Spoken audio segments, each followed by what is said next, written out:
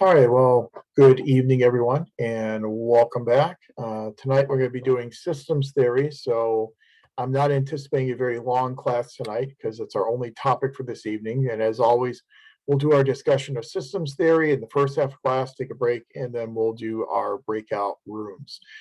Thank you for your posts this past week. I've looked over all those and provided grades. Didn't give a lot of feedback on this one because I think everyone did a really nice job identifying what you needed to identify. So not a whole lot of need for feedback on those, but did provide grades. And again, everyone's doing really well on those beach board posts. Coming up for this week, then, for this beach board post, you're going to be looking at Mary Parker Follett and Douglas McGregor, and you'll be looking at your organization to see how many or if there are any aspects of Mary Parker Follett that you see in your organization, and if so, what those aspects are. If you don't see any Mary Parker Follett in your organization, that's fine. Just give me an idea of a couple of different aspects of Follett that you think could be helpful for your organization. Then you also will take a look at your organization in terms of Douglas McGregor, see if you see any elements of Douglas McGregor in your organization. So, Faisal, go ahead. Professor, I have a question regarding the assignments we have to turn in. I'm sure you would have covered this in class, and or maybe I just missed that. I want to ask about the, I see in the syllabus about some presentations, and also regarding the paper that is due. I'm trying to spin my head around the assignment on that paper. Is there a possibility for a kind of like a sample or a model paper that we can take a look at? The other question is on the presentation and how you want us to do the presentation. If you have covered this, please pardon me for asking this question again. Yeah, in terms of samples, I usually don't provide samples because then, I even if I take the name off a previous student's paper, I still would feel I need to get their approval before I share it. But when in the syllabus, when you look at the organizational analysis paper, as long as you cover each one of those aspects, each of those bullet points, and so you'll talk about, give me a description of the organization. Then you'll talk about which of the models of organizational effectiveness and mechanisms for coordination, control, and methods for motivating employees you see used in the organization. You'll talk a little bit about the classical theorists you see in the organization. Talk a bit about the HR theorists that you see. So people like Follett and Mayo and McGregor, Ardress, or any of those folks. What type of system the organization is operating in a natural or an open system. And we'll talk about that tonight. And then how the organization measures, how does it know if it's being effective? What's its measurements for effectiveness? And as long as you hit those points, you're going to be fine in the paper. Papers usually tend to be about 10 to 12 pages in length. And it's kind of, just follow along those bullet points. In terms of the presentation, I was going to mention that for next week. For the presentations are brief. They're about 5 to 10 minutes, depending on how long you need. But usually we don't have to go beyond 10 minutes per presentation. And the presentation is just basically you talking about your organizational analysis paper, the highlights from your organizational analysis paper. Now, you don't want to read from the paper, but give us some of the highlights in terms of what were the major theorists that applied to your organization and what type of environment the organization operates in. Very informal. Put together a PowerPoint presentation, and you can either send that to me through our Beachboard site, or if you want, you can just share it yourself when it comes time for your presentation. But just 5-10 minutes, very informal presentation. What I'm thinking about in terms of our schedule is we have all of our last Zoom session, our last Monday session. That entire session is devoted just for presentations. But what would be good is next week, if we could maybe have 3 or 4 folks who would be willing to go next week and just to get some of those presentations done. Then we'll have a better chance of getting all the remaining presentations done the last Monday, and then whatever's not finished, we can finish up on that last Saturday session. So anyone who is interested in doing their 5 to 10 minute, very informal presentation next week in the second part of class, send me an email and just let me know you're interested in doing that. And then I can accommodate probably anywhere from 3 to 5 folks, and we'll let you do your presentation at the end of class next week. And then everyone else will do it the following week, and then that last Saturday session if necessary. Does that help? Does that answer the questions? Yes, Professor, thank you very much. I'm sorry to take the class time on it. No, we got plenty of time. No worries at all. And yeah, if you have questions about it, most people will have questions about it as well. So no worries at all on that. But yeah, 3 to 5 people, if you're willing to do the presentation next week, just send me an email, let me know, and we'll get you on the agenda for next week. So no problems there. Let's see. I think that's about it. We talked about last week's beach board. We talked about the beach board upcoming for this week, the organizational analysis paper, and the presentations. So the only other thing we haven't really talked about is that final exam, which really isn't an exam. You're just doing a mini organizational analysis for Cal State Long Beach. Really simple, really quick. Just tell me about some of the classical theories that you see at Cal State Long Beach, some of the neoclassical theories like HR and HRM that you see at Cal State Long Beach, and then what type of system Cal State Long Beach operates in and why it's that type of a system. So 3 basic, really easy questions then on our quote unquote final exam, which is not really an exam. So, and that's available. You can be working on that at any time you would like. You don't have to wait till the last minute to work on that and turn it in. So I think that's all of our preliminary housekeeping items. Are there any other questions or anything at all before we jump into systems theory? Let me make sure we're recording. Yes, we are. Okay, good. One of the good things about systems theory, if you've had a long day, is that it's not going to take us a terrible amount of time to get through systems theory, but I do want to present systems theory in the first half. We'll take a break, and then we'll do our breakout rooms as we normally do. So if I can get my slide to move. So we've talked about the chronological development of organization theory up to this point. Now, we've talked about the classical school. We've talked about neoclassical schools such as human relations, human resource management. Now we're kind of moving into a different world, and that different world is what's called systems theory. Systems theory really spans the late 40s, 50s, 60s, 70s, and really into today. And a lot of our organization theories today, what we would call our modern theories, they tend to be at least partially predicated upon systems theory. Nice thing about systems theory is that it takes a very holistic view of organizations. It uses organizations as being part of a larger system, a larger type of environment, and that organizations are an instrument that we can use within this larger environment to try and achieve our goals. So it's a very rational type of perspective in that we're using the organization as an instrument for the achievement of goals. Now, there are 2 basic types of systems theory, and they're really 3, but I grouped the first 2 together. And those first 2 are what I like to call natural or closed systems perspective. So I usually treat natural systems and closed systems pretty closely to each other. So in a natural type of closed systems perspective, organizations are tended to look at as being living organisms, in that the authors in this natural systems perspective will really liken the organization to a living organism. And just like a living organism really strives for survival, organizations strive for survival as well. And so their chances for survival are always going to be heightened whenever those organizations are healthy. So you think about like the human body. And when the human body is devoid of disease and has a well-regulated blood pressure and well-regulated oxygen levels, or whatever the case may be, we say that person is healthy. And that person then being healthy has a better chance of long-term survival. Well, it's the same type of thing with organizations, in that there's internal organizational health. And the external environment does have an impact upon the internal health of organizations. But the primary focus here with natural systems theory is internal to the organization, looking at those processes and those procedures within the organization itself. So the primary focus is internal to the organization. So we got a lot of that, kind of internal process type of focus. You can contrast that natural closed type of approach to a much more open approach. Now, the open approach still kind of has that same natural perspective, in that we're kind of looking at organizations as entities that develop and mature over time. But the difference is we're much more interested in the external relationships of the organization with its environment.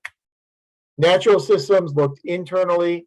Open systems looks much more externally at how the organization interacts with the environment in which it finds itself. So open is a much more external focus. Natural is a much more internal focus. Some of the characteristics that they share. One characteristic that they share is that they both believe that systems do not have a concrete existence, meaning that the existence of organizations is very dynamic. It's not something that is going to be stable without a whole lot of effort. So they don't have that concrete existence, that they are going to be very dynamic in terms of how they mature and how they behave and how they change. Both approaches, both closed as well as open system approaches, really believe that we can develop conceptual frameworks and use those conceptual frameworks in order to understand our organizations a little bit better. So systems theorists are a lot more conceptual than what we may have seen back in the classical school or even the HR school. They're very conceptual in their orientation. And they're very interested in how things work together, the interdependence of all the parts. For natural closed systems, all the parts internal within the organization. For open system, all the parts not only in the organization, but in its incumbent environment as well. The goal in systems theory is that organizations, again, are going to try and survive, but the most effective way to survive is by finding a balance, by finding an equilibrium. So all organizations strive toward this achievement of an equilibrium of balance. For the natural closed systems theorists, that balance is going to be a balance within the organization. So how well can we balance all the activities and all the behaviors of all the component parts within the organization? How well can we balance inside the organization? For open systems theorists, it's going to be the balance between the organization and its external environment. So they're both interested in equilibrium, just the focus again is a little bit different. So all organizations search for this equilibrium, this steady state where they have this balance. This balance that they achieve is what's known as the point of homeostasis. So homeostasis is the regulation of the internal processes within the organization and how that regulation then is associated with the external environment. Again, this kind of balance that we are looking for. So when you achieve that balance, that steady state, you have now achieved your point of equilibrium. And according to systems theorists, that's the primary goal of all organizations. Now, one of the main theorists, especially under closed natural systems theory, is someone we have run into before, and that's our good friend Chester Barnard. Chester Barnard, again, highlights this idea that we are really trying to seek out an equilibrium, a balance point for our organizations. His focus is the balance inside the organization. Faisal, go ahead. Professor, you used the word many times to call in both system theory also like survival and existence. So is this because they're coming from a viewpoint that there is no thriving environment? That's why they are talking about existence and also talking about survival in the language they use. Yeah, I think what it is there's a recognition that there are always challenges being placed upon organizations. Those challenges can come within the organization, they can come from outside the organization. So the goal of the organization is, it's obviously to survive, just like a living organism. You want to survive as long as you can. One of the best ways you can survive is by identifying those challenges and then hopefully leveraging those challenges to your benefit, so that they're no longer detrimental to your organization, but they actually benefit your organization and push your organization towards survival. So yeah, survival would not be, that's a good point. Survival would not be that big of an issue if your organization wasn't being challenged. So if your organization was existing just in a very supportive environment where there aren't other organizations challenging you, you don't have any funding issues that you need to worry about, you have a very ample labor pool of skilled employees, then you don't really worry all that much about survival. You got organizational harmony within your organization. You're not being challenged in your organization by unionization or things like that. Then survival is not as important. But I think the assumption of a lot of these theorists is that those challenges in the real world are going to exist. So as long as those challenges exist, organizations are going to have to step up and try and contend with those challenges. And again, take those threats, kind of like doing a SWOT analysis, which I know you've done in the program before. In your SWOT analysis, you know that there are some weaknesses in your organization. You also know that there are some threats that your organization faces. So the question then becomes, how can you take those weaknesses and transform them into strengths? How can you take those threats and transform those into opportunities? And that's kind of what you're doing in systems theory to try and make your organization survive. And again, that's all predicated on this idea of an organization as a living organism. And that whole idea, John Gauss, and you've probably talked about John Gauss before, and if not, I'll put him in the text chat, but John Gauss in his Ecology of Public Administration makes that same argument. He argues that organizations are like living organisms. So if you want to understand why an organism grows the way in which it does, or why an organism doesn't grow and doesn't thrive, you need to understand that organization's environment. If it's a plant, you need to understand how much water it gets, how much sunshine it gets, how much fertilizer does it get, how much do people talk to it, some people will say. So there are a lot of different factors that can contribute to the growth and development of this plant. Well, it's the same type of thing with an organization. So they assume that you've got this living organism. Now we'll see in a second when you talk about Robert Merton, he has a problem with that. And he'll tell us, well, not necessarily. Organizations don't always strive for survival. Everything they do is not always geared towards survival. But at least for the natural systems theorists, it's all about survival of the organization. So how do you achieve that? Well, you achieve that survival by finding that fit, by finding that equilibrium that will allow you to achieve your goals. Barnard tells us we achieve that equilibrium by balancing contributions with rewards and incentives. So going back to his theory we talked about before, when we talked about Barnard with transactional type of leadership, this is a transactional approach to an organization. So leaders can only be successful if they can acquire the compliance on the part of their employees. Employees must give contributions to the organization for the organization to be successful. How do you get those contributions? You get those contributions by providing incentives and providing inducements. So you provide the inducements, those inducements will then inspire employees to provide more contributions. That's then how you become effective as an organization. Efficiency in an organization, according to Barnard, is when the contributions you're getting from employees will exceed the net dissatisfaction of those employees. Meaning that when you ask them to do something and you ask them to put forth additional effort, putting forth that additional effort may lead to higher levels of employee dissatisfaction. They're being asked to work harder and being asked to do more. So if you don't give them the right set of contributions, they're not going to want to put in that effort. They're going to become very dissatisfied. So you've got efficiency as an organization when you're able to extract enough contributions from the employees that those contributions you're getting to benefit the organization will far exceed the net dissatisfaction of those employees. That's efficiency. You compare your contributions you're getting from your employees with how your employees feel and how dissatisfied they are.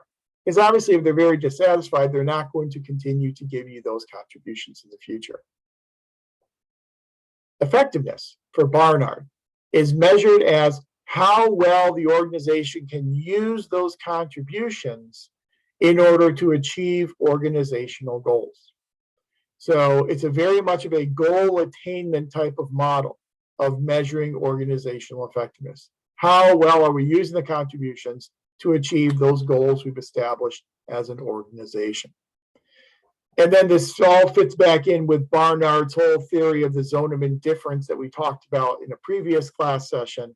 If you ask someone to do something that violates their core principles, you're going to increase their dissatisfaction. You're going to make it much less likely that they are going to be willing to provide those contributions to you and to the organization. So you need to know your employees' individual zones of indifference, and then endeavor not to violate those zones of indifference. So Barnard is one of our major natural systems theorists. Again, he's assuming that you need this cooperative system, this cooperation between employees and upper levels of management. It's a very cooperative type of system. And in this cooperative system, you need to obtain those contributions from your members and hopefully obtain some surplus resources that will then help cushion your organization when those threats do come to your organization, to allow your organization to survive into the future. What Barnard did with this theory is he took it and he distilled it into what he referred to as the roles of the executive, the roles of leaders. He really felt that the ultimate goal of a leader was to maintain balance within the organization. And that is best done through, number one, setting up a good system of communication between all members and elements of the organization. Number two, to induce people to join in on the organization, to really get their buy-in into the organizational goals, and to extract the right amount of contributions from those employees. But in order to get people to join and buy into the organization's goals, you got to have well-defined goals to begin with. If you have not defined your goals well, people aren't going to know what they're buying into. If they don't understand what they're buying into, obviously they'd be much less likely to buy into those organizational goals. So you need to have some very good, very well-defined goals. And what we have learned in modern organization theory is that if we include our employees in the development of those goals, then we're going to be much more effective. People, when they're involved in the development of something, are much more likely to then support the proper implementation of what they participated in trying to develop. So that's Chester Barnard and his whole idea of natural systems theory. Now, there are some criticisms, obviously, of Barnard. And a lot of the criticisms of Barnard's natural systems approach, very similar to the criticisms we saw of his approach earlier on when we talked about it last week, his whole compliance type of idea. One criticism is that Barnard accepts as unquestioned the hierarchical authority of those classical theorists. He just accepts that there is an implicit authority for those leaders to be able to direct the actions of employees. And it's kind of an anti-democratic way of going about relating with your employees. Yes, you need to understand your individual employees. Yes, you need to get to know your individual employees, but for what purpose? The purpose is not to benefit the employee, but rather the purpose is to benefit the organization and make it more likely that the organization will be able to achieve organizational goals. So there's a lot of social control of employees under Chester Barnard. The problem is he doesn't provide a lot of justification for that social control beyond just, it's going to help us achieve our goals as the organization. There's not a whole lot there for the employee under Chester Barnard, either under his compliance theories or under his natural systems theories either.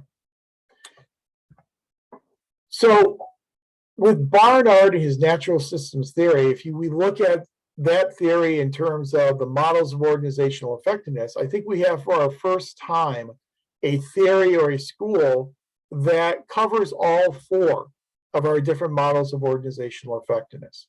We certainly are going to see rational goal model. We're certainly going to see internal process model. There's certainly a little bit of human relations because you need to know your employees before you can know what you need to get out of them. And there's not nearly as much open systems as we'll see next with open systems theory, but there's enough. There is still some open systems theory there because, again, the challenges against agency survival are not only coming from within the organization, but they're coming from outside the organization as well. So you do have to be cognizant of your external environment. Now, that's not the main focus of natural systems theory, but I think it's enough of a focus that we can create in that open systems model with natural systems theory. It's still direct supervision when it comes to mechanisms for controlling and coordinating work behavior. Still a lot of direct supervision. It's still top down. It's still social control of employees. And there's standardization, certainly standardization of vision. You're trying to get people to buy into the goals of the organization. So you're trying to standardize the goals that everyone shares within the institution.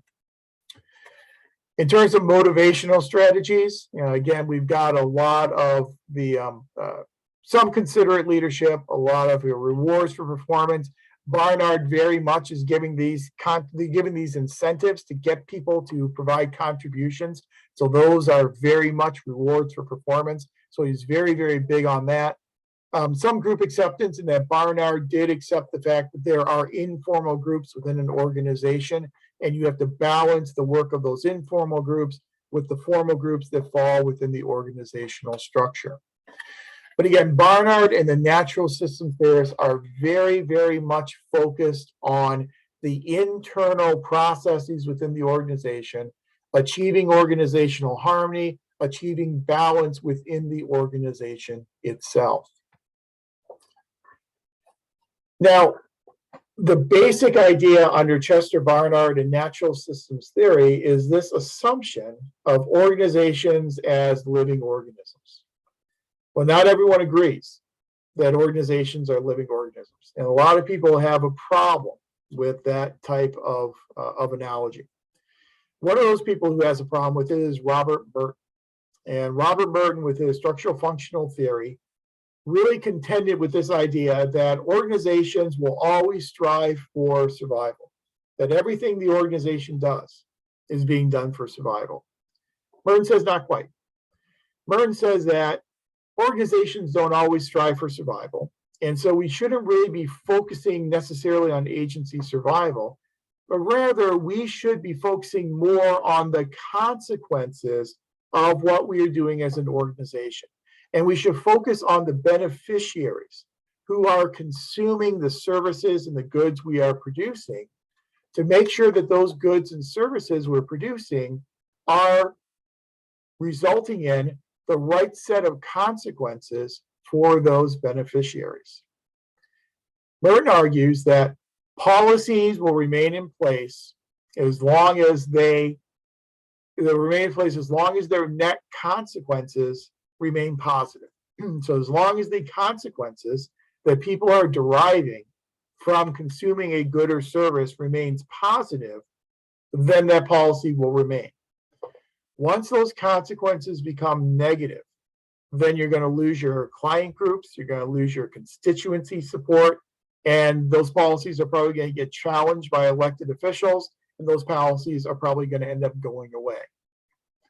So he says our focus as an organization should not necessarily be on measuring and trying to foster survival, but rather our focus as an organization should be, again, on our beneficiaries and the consequences they're getting from what they are consuming.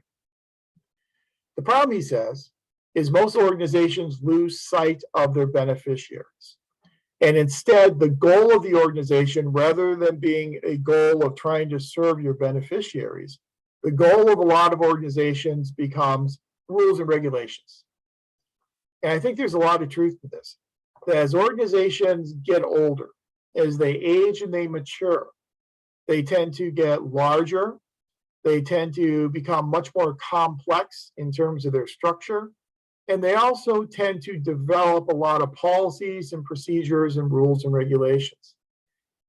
If you're working in an older organization that's been around for a while, I'm assuming you probably see this. A lot of younger organizations tend to be smaller. They tend to be much more adaptive and much more flexible. They don't focus perhaps nearly as much on policies and procedures as your older, more established institutions. Now think about Long Beach. Long Beach is a perfect example. In terms of universities, it's not as old as a lot of other universities, but it has been around since 1949. And since 1949, we've developed a lot of policies and procedures. And if you've ever run headfirst into headwinds from enrollment services, then you've probably experienced some of those policies and some of those procedures. Some of them are very difficult to get around. They tend to be easier to deal with at the departmental level because we tend to be smaller and more flexible. They become a little bit more difficult at the college level, which is bigger and less flexible. And they become really difficult to maneuver around at the university as well as a system-wide level. So when organizations start focusing too much on their policies and procedures and over-conforming to those policies and those procedures, they end up engaging in goal displacement. Their goal now becomes the policy and procedure and adhering to those, as opposed to the goal being serving your constituents. So that over-reliance upon rules and policies and procedures will create what is known as institutional rigidity. Organizations become very institutionally rigid. They're not flexible, they're not adaptive. If something doesn't fall within the rules and regulations, then it simply is not going to happen. Very, very structured, very rigid approach to how they deal with beneficiaries. Problem with that is when organizations become very institutionally rigid, they establish these barriers, these walls between the organization and the people the organization is supposed to be serving, the public. So the public finds it very difficult to communicate with the organization and raise concerns with the organization.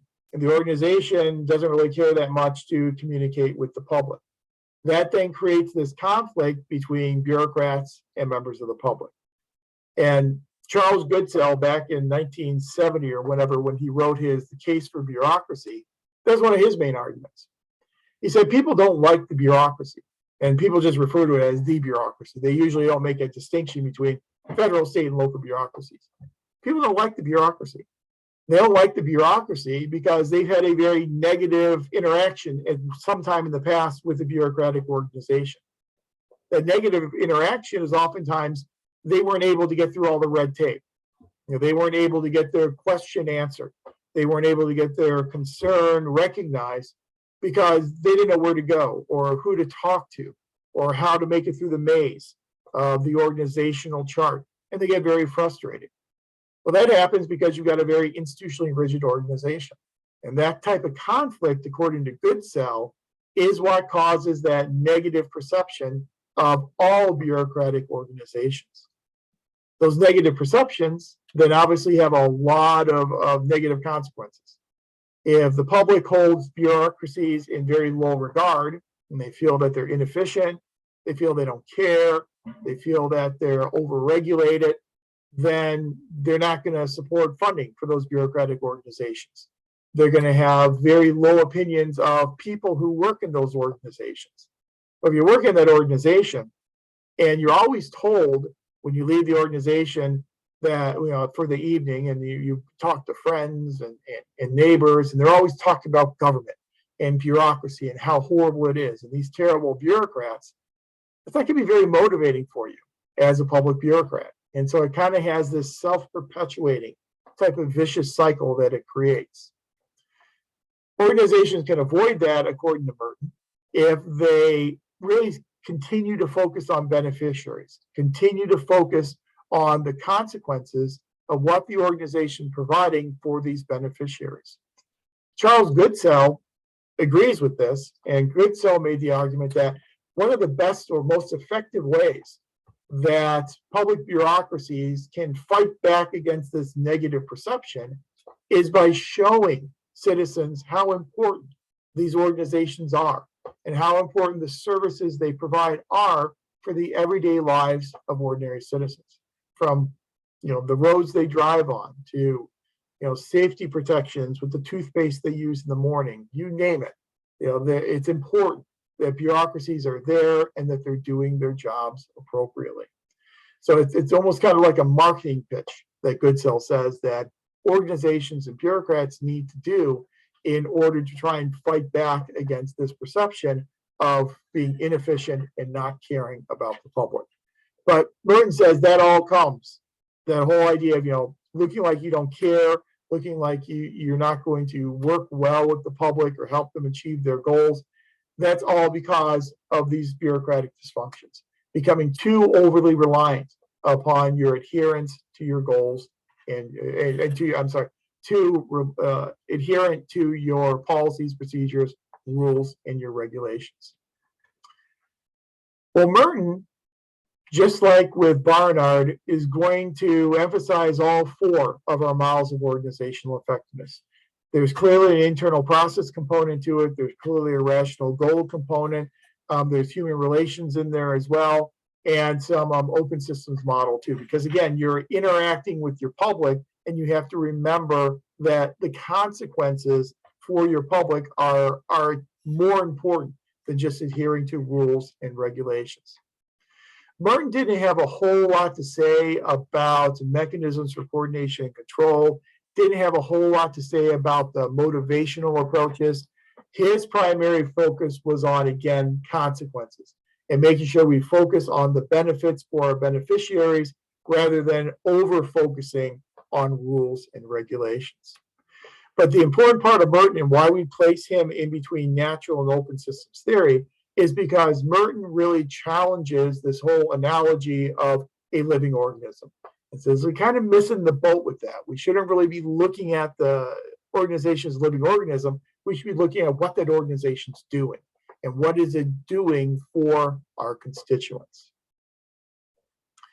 So he's kind of a nice bridge between natural and open systems theory because he really starts pushing us more toward open systems, really starts pushing us more toward a consideration of the external environment and all those different actors out there in the external environment and how we need to be adaptive and responsive to our external environment and to the actors in that external environment. So he pushes us toward open systems theory. And again, I think when you're looking at a public organization, you're going to find very few public or nonprofit organizations that fall into natural closed systems. Vast majority of public and nonprofit organizations are going to be squarely within some type of an open system type of perspective. So an open system perspective is a perspective that focuses on the external environment. Open systems theorists view organizations as needing to be very adaptive to their environment. They really view adaptation on the part of the organization as something that needs to be very aggressive in nature. But one of the big differences between open and closed natural systems theory is in natural systems theory, since we were viewing organizations as living organisms, they would take on some of the characteristics of a human being. So, and not to depress you too much, but from the moment someone is born, as they go through their life, it's kind of a, it's a progress toward decaying. Not to, again, get you too depressed, but that you dissipate energy.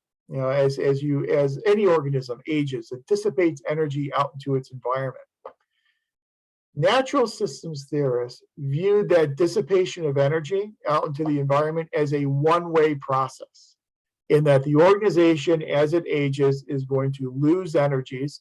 Those energies could be things such as public support, support from elected officials, erosion of legal legitimacy, a loss of resources, that resources now start to get redirected to other organizations rather than this organization. You might start losing employees and not have that qualified labor pool anymore. Those are all energies that the organization is dissipating out into its environment. That's the process known as entropy.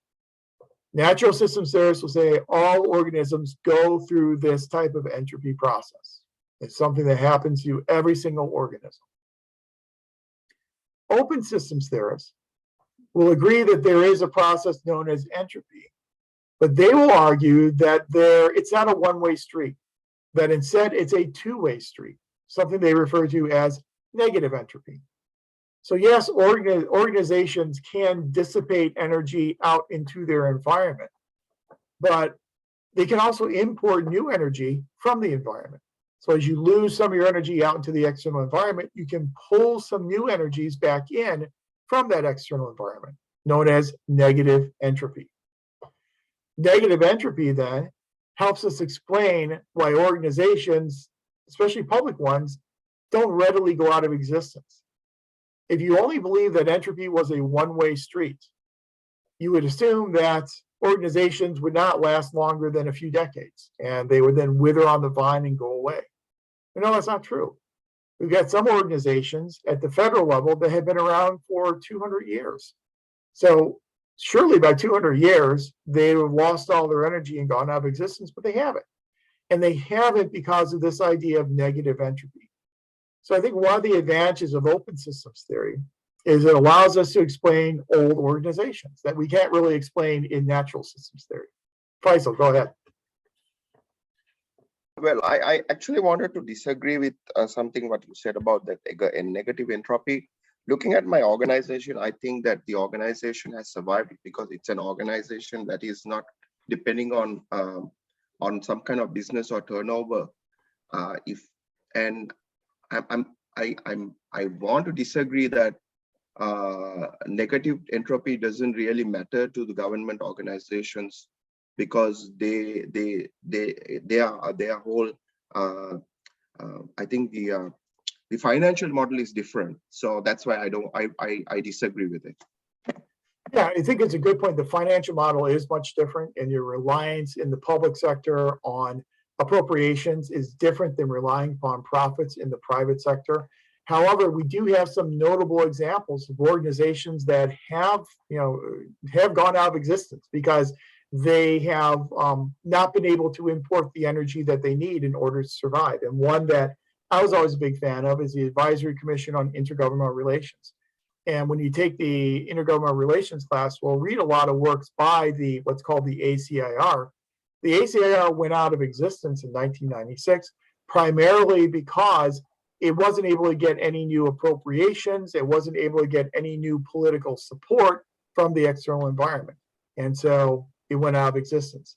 The Interstate Commerce Commission, the ICC, is another example of an organization that wasn't able to have the environment sustain it well enough to remain in existence. And so I do think there is some truth to negative entropy. Some organizations are better insulated from negative entropy, or better insulated from entropy than other organizations, depending upon their flow of funds, depending upon their functions, their purpose. Some organizations have a parent organization that can provide them with resources. Example of that would be oftentimes when you have a new federal policy. When Congress sets up this new federal policy, they will set up a federal administrative agency that will kind of serve as a conduit between the funders in Congress and the state or local level. When state or local level organization has that pass-through type of agency, that conduit, they're a lot better insulated from a lot of external pressures than other organizations may be. So it's like everything else in organization theory. It's really, the answer is it depends. It really depends upon that specific situation. You can find some organizations that are better insulated from challenges than other organizations. And I saw, Crystal, do you have your hand up? Hi, Professor. Yes, I was actually going to counter Faisal's statement with basically the information that you just provided. I think there have been, I don't remember if it's like the city of Bell or something that had to disband their police department. So while we do have safeguards in place as government agencies, those safeguards aren't always guaranteed. Yeah, you're right. I mean, we can find several examples of police departments that have folded up and they've closed their doors because they did not have the requisite amount of resources. But I think it's right, not a right or wrong. It does depend. It depends upon the organization. But I think what open systems theorists are telling us is kind of prescriptive, in that they're telling us that there's something organizations can do about it. They don't always have to just dissipate energy into the external environment. They can take actions to try and import some of those energies back in, whether it be money, political support, public support, labor pool, all of those things can flow back into the organization. They just don't flow out the door. Faisal, go ahead. No, I was thinking about organizations like the EPA during the Trump administration. They tried to starve them to death, So there might be a political dimensions to it as well. Oh, absolutely, yeah. And another good example, I'll date myself because I'm going to go back to the Reagan administration, but not that I was teaching the Reagan administration. Let's just make it very clear. I was still in school, the Reagan administration. But in the Reagan administration politically wanted to get rid of the Department of Education. And so what the Reagan administration did is they put a Secretary of Education into that position who they thought would starve the organization. They thought, well, if this person is going to help get rid of the organization by, in their budget request, they're going to ask for less money over the years. So they just kind of choke it out. And so there's no more revenue coming into the organization. Problem with that was that once that person got into the Department of Education, he really started to align with some of the goals of the Department of Education. And those budget requests that started coming out of the Department of Education, they weren't smaller, but instead they were larger. He was actually asking for more money, and he wanted to grow the Department of Education, much to the chagrin of President Reagan.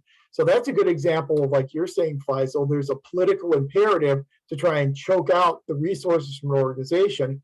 But in that respect, it didn't work. And the person who went in there actually kind of became captured by the organization. And the Department of Education actually grew and has continued to grow and has really stabilized as one of the core departments in the federal bureaucracy. And you're exactly right with the EPA. We saw there's a political motivation to try and take resources away from the EPA. We've seen that with some commissions as well. In the Trump administration didn't appoint commissioners for like the Federal Elections Commission and just refused to appoint commissioners. So it got to the point where in the Federal Communications Commission is the same way, where in the FCC, you didn't have enough commissioners to make a majority. They didn't have a quorum. And when you have a quorum, you can't do business because the Trump administration was not nominating new commissioners to fill those positions. So yeah, there's oftentimes very much a very political element to the type of support or lack of support that an organization can get from its external environment, especially from either the president or from members of Congress. And it's a good reminder for us that when we look at a lot of these theories, we always have to remind ourselves that we're dealing with organizations in the public realm. And dealing with organization in the public realm is a lot different than dealing with organization in the private realm. And so some of these theories apply very well to public organizations. For some of them, we have to add some caveats because the external environment is just that much different. You're a private organization, you're trying to build support in your external environment. You want support from your shareholders. You want support from your consumers. You want support from retailers and wholesalers. It's not nearly as political of a type of atmosphere as what you would have in the public sector. So, and then we won't even open up the whole door of the legitimacy issue either that we talked about early on. I think our second week together, where we talked about the legitimacy and the legal basis for public organizations. But I do think it's really helpful for us in open systems theory to have this negative entropy that we can kind of hang our hat on, where we can say, well, yeah, you can bring in some new energy from your environment, and bringing in those new energies could help you survive longer in the future. So it's not just kind of that one-way street toward death, as natural systems theories would have us believe. But like with natural systems theorists, open systems theorists also tell us that organizations are trying to find their equilibrium point, that steady state.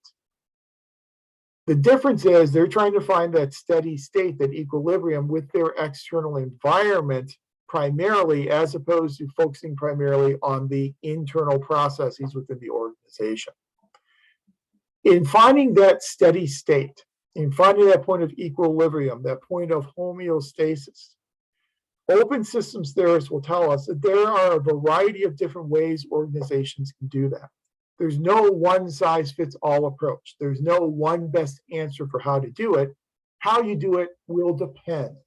It will depend upon a lot of different factors. And we'll get into this in just a second with structural contingency theory, but there are a lot of different factors that will explain why you pursue the path you pursue and which path is more appropriate than another path.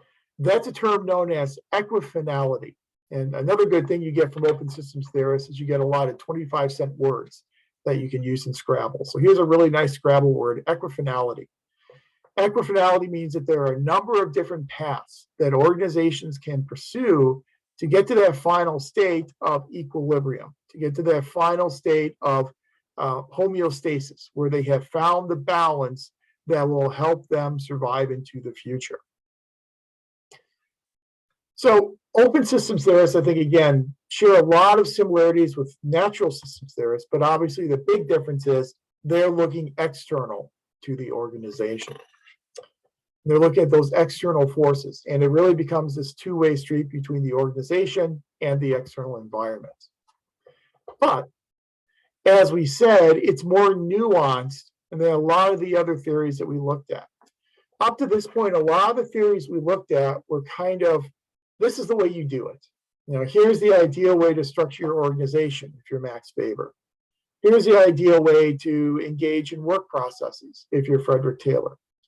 Here's the ideal way to teach principles to your managers. Here's the ideal way to create a democratic organization, and so on and so on. What we have come to realize in more modern organization theories is obviously there is not one best way. There is not just one way to do it. There are multiple paths and multiple approaches. A group of theories I like a lot is what's known as structural contingency theories. In structural contingency theories, we are trying to take into account the environment to understand the proper system to put in place to make our organizations effective and efficient. But the way in which our organization is going to look, the way in which it's going to operate, the way in which it's going to behave, will all be predicated upon the unique characteristics in our external environment. And some of those unique characteristics are things such as environmental uncertainty. How stable or how uncertain is your external environment? And this is kind of the point that Faisal and Crystal were both getting at, I think very well, is that the external environment, it may be stable. And if it's stable, you have stable appropriations, you have a lot of political support, you have constituent client groups that are very supportive of what you're doing as an organization and want to see you get more resources, then you're going to act differently and behave differently than if you are facing a very uncertain environment. If you're in a very uncertain environment, you don't know if you're going to get the appropriations next year. If you don't know you're going to get the political support, then you're probably going to have to work a lot harder. You're going to have to build bridges with elected officials and decision makers. You're going to have to cultivate your client and constituency groups. This is where managers and administrators become very political. And this is where we really do see the lines between politics and administration becoming very, very convoluted and very, very blurred. As administrators need to engage in those types of activities in order to keep their organizations going. Earlier, I had mentioned the Advisory Commission on Intergovernmental Relations. It went out of existence in 1996. In 1995, John Kincaid, who was leading up the Advisory Commission, is a very uncertain future. And they had produced the draft report. And that draft report, even though they had not yet approved it, the draft report called for some major changes to a lot of the legislation that had come out of Congress over the past 30 to 40 years. So it called on Congress to make changes to the Americans with Disabilities Act, to the Clean Air Act, the Clean Water Act, the Elementary and Secondary Education Act. Make changes to provide more self-determination for state and local governments. Well, it was a draft report. I had the opportunity to work on it a little bit. Again, that's how old I am, back in 1995. But it was a draft report, and the commissioners were going to approve it, but then it got leaked to Congress. And when Congress saw it, Congress just went crazy. Congress, for lack of a better term, freaked out. They said, we can't have an organization, a commission, telling us that we did wrong and that we need to change our legislation, and then said, well, we're not going to give you any funding. Well, ACIR, when they heard they weren't going to get any funding, the commissioner said, we don't want to touch this draft report. We don't have anything to do with it. They canceled the meeting where they were going to approve it, and they made it very clear to Congress, this is not our report. Staff put it together, these egghead academics across the country put it together. We don't want to have anything to do with it. But it was too late, because Congress had already begun defunding the ACIR, and sure enough, in fiscal year 1996, when the appropriation bill came out, ACIR had a big 0 next to it. That's a lot of uncertainty in your environment. And without that money is the lifeblood of an organization. John Kincaid had to close doors. He closed doors, and he couldn't pay his staff. He couldn't pay for the contracts. One of the contracts I had, myself and the principal investigator, we never got paid for it because they went belly up before they could pay, and everything just ground to a halt. John Kincaid then went to, I think, Lafayette College in Pennsylvania, and became an endowed chair at Lafayette College. I think that's where he ended up finishing his career. That's an example of that environmental uncertainty. That can have an impact upon what you do as an organization, how you behave, how you structure yourself. Technology can also have an impact upon the organization system, how the organization structures itself, and how the organization behaves. Think about organizations that need to keep up with the increasing pace of technology. As we have, pretty soon you'll be able to spend all your time in the metaverse if you would like to do that. I don't recommend it, but you'll be able to do that in a few years. Probably in a few years, you'll be able to buy more things with Bitcoin and with cryptocurrency. There are blockchains becoming huge now. Blockchains are actually one new way where governments, especially local governments, can fund capital projects. And instead of going for traditional bonds, they will go through using blockchains, and they will, I forget the term for it, you may have covered it in budgeting, I don't remember the term for it, but where you can actually kind of sell shares of the bond individually, where people can buy 1/1000th of a share in a public bond. These are changing the way in which governmental organizations operate. If you think about 30 years ago, and if you were working in an organization, you did a lot of phone calls. You did a lot of individual meetings. Now you're Zooming, and you're doing, email is kind of passe, and Zoom is actually kind of passe now as well. And so technology is something that's going to affect organizations. The size of the organization is also going to have a major impact according to structural contingency theorists.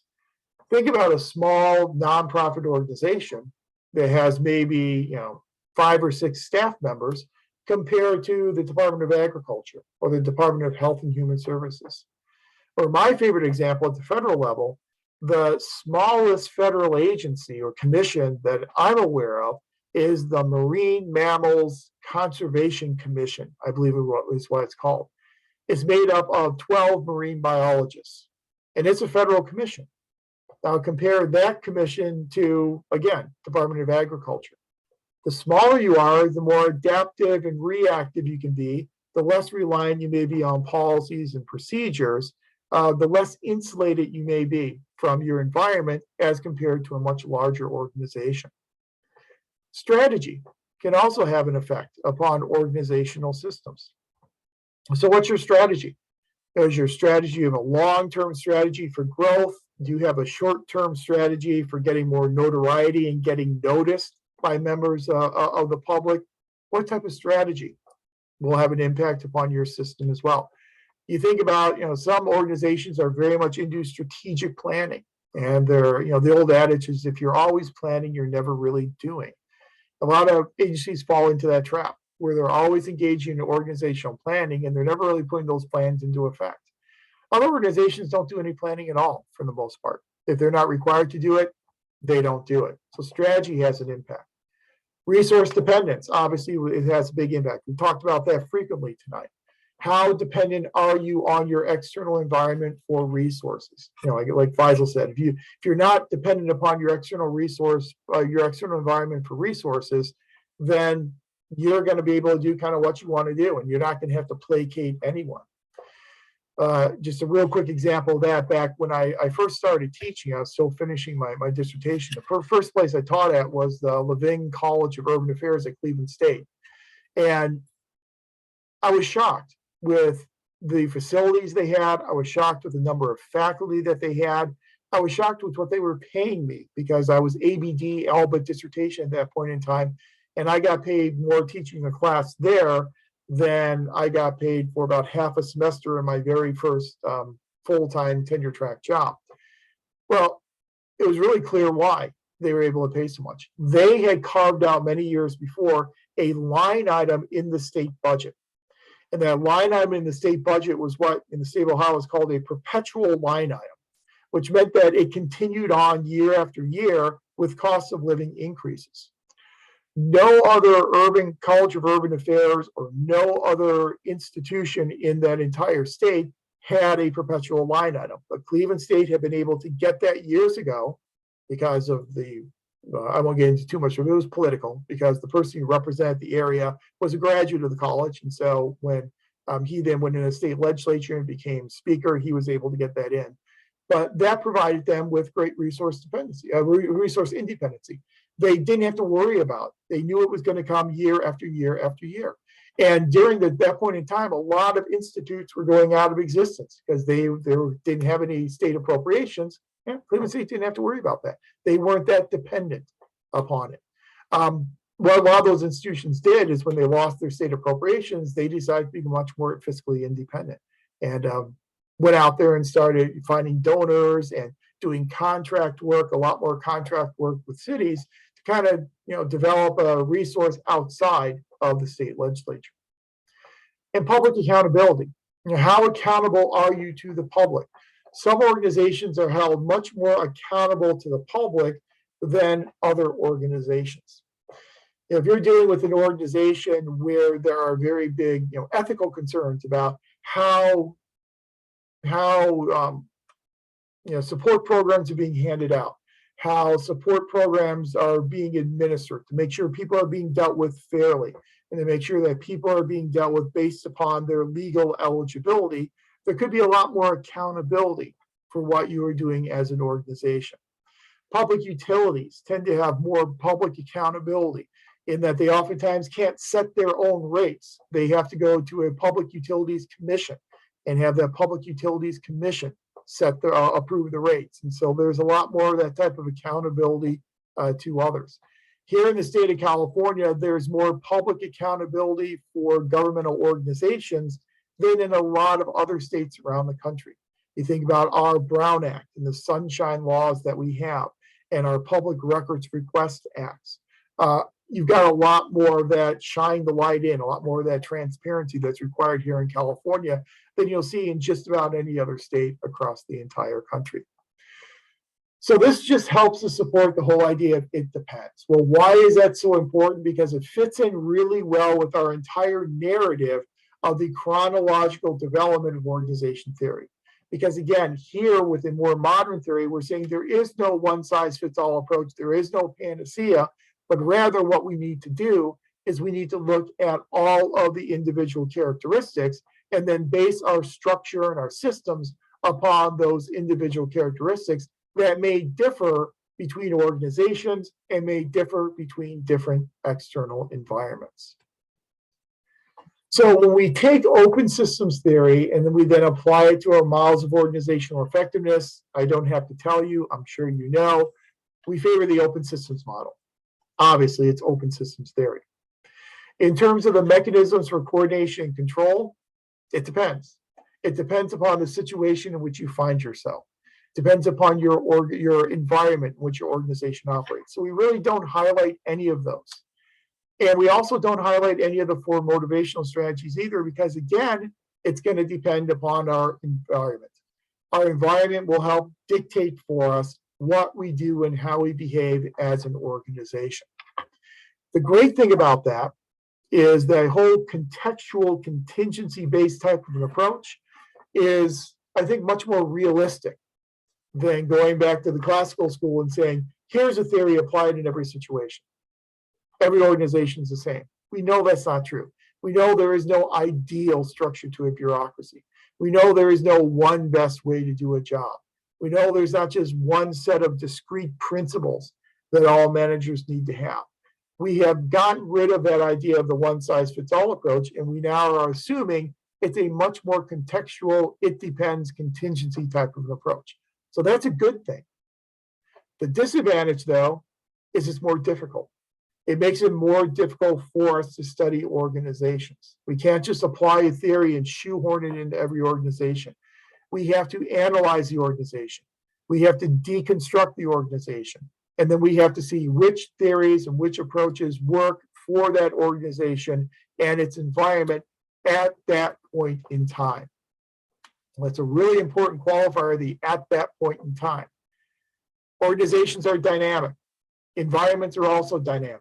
And so these are situations that are going to change. So just because this approach worked today doesn't mean it's not going to work. It's going to work well a month or a year from now. So it does muddy the waters. It does make it